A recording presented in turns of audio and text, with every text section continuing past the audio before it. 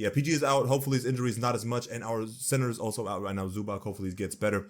We want to have a healthy team going into the playoffs. I'd rather have them have small injuries now so they can, rest fully and then be there for the playoffs and hopefully also meet that 65 game rule that I hate. Like I said, check out the video before. I already had my comments on it and just why I don't think that rule makes a lot of sense in my opinion.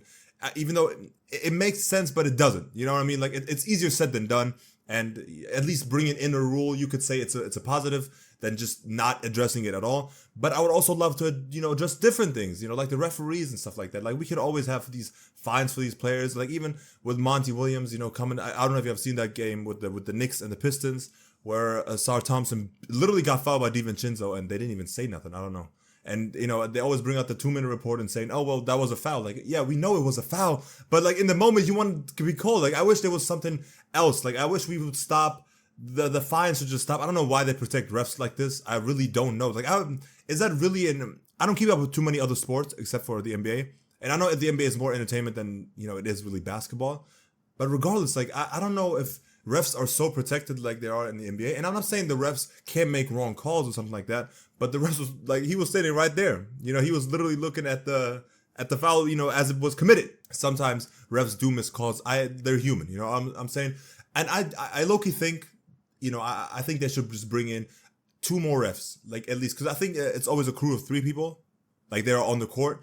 And, I feel like just 2 extra eyes, like 2 pairs of eyes, like that could help so much. I don't know where they would go, or maybe they would have like some type of AI helper, like how it is in football, soccer, whatever, the offside line. I think that's all just AI or just computer in general, VAR. If they had something similar to that to basketball, I don't know how they would do it, but maybe something installed into the fucking ball or something like that. I don't know, like I don't know what you can do, but like there's limitless possibilities, especially now that you created this NBA AI thing, which is hella random, but I get it though, because the marketing AI is taking over the world basically now. I mean, not in that extent, but you get what I'm saying.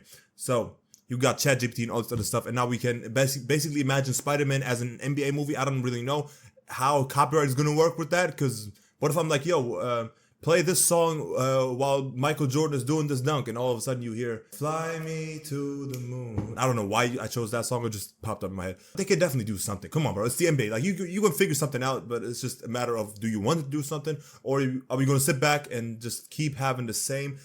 And I do love it that this season, especially a lot of these coaches are willing to take these fines to speak out about the just injustices in these fucking games, but like it'd be pissing me off. Like how, as a coach, I couldn't do it. I could not do it. Over the last couple of months, a lot of these coaches have come out and basically addressed these issues. Like I remember Mike Brown when he brought out a whole laptop. I love that so much. He brought out the whole laptop to be like, yo, can we all look at this? And he was talking about like the hand up. I remember it was Brook Lopez specifically. He had his hand up going vertically, and he was like, I don't know, like he can't keep his hand down. And then the rules are just different. The thing is with refs, I don't know, like it's a difficult job. I would love something that a lot of people have been asking for, like post game press conferences for refs.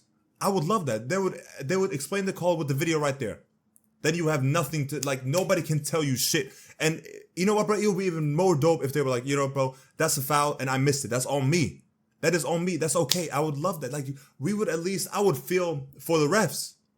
I would be like, bro, I respect that you said that. That takes a lot of, honesty. But then again, because of gambling, they're probably not going to do that, Gambling is always I'm not a fan of that. And I know that's probably not good to say when you're talking about the NBA, because there's so many sponsors that are just, that just allow you to gamble, or they promote it basically. And I was never a fan of that. I hate when people go to players' Instagram, Twitter DMs and be like, yo, you messed up my parlay. Or when people make videos just screaming at the TV and they're like, yo, no, why did you grab the I'm like, yo, get the fuck out of here, bro. You don't even watch basketball. Get the fuck out of here. Like, don't watch the sport, bro. Please move on. Go to a different sport. Y'all just want to fucking bet money and then be mad at the player for playing. Regardless of that, I respect a lot of these coaches for doing that. I have not seen a lot of coaches do that last year, but this year definitely has been increased because, it has been a lot of weird technical fouls and ejections, and this a whole bunch of weird stuff. I don't know why they keep trying to take the emotion out of the game when people want to celebrate. Like, bro, if I'm slapping the backboard, who the fuck cares?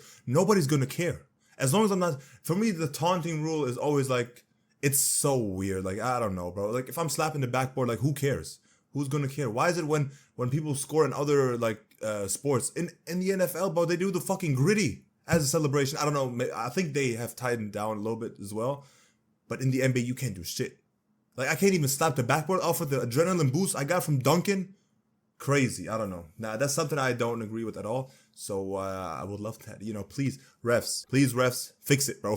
Like, let us enjoy the game, bro. Like, we want to feel that emotion. Like, that gets us engaged as fans. Like, you get more people just watching. I don't know. Like, you'll see more clips on Twitter. Like, everything. I don't know why. It's such a strict rule in basketball. We gotta always just run back on defense and just run back on offense, run back on defense. Like, no type of any emotes. Can we not do the like?